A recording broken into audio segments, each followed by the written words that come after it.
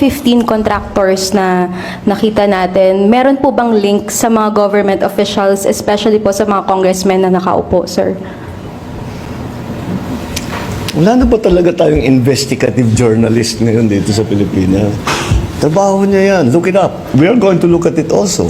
But it will be premature for me to name names, etc. until we really know what's going on. But,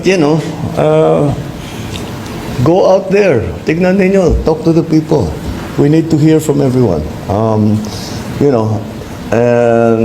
that's I think something that we can all play a part in.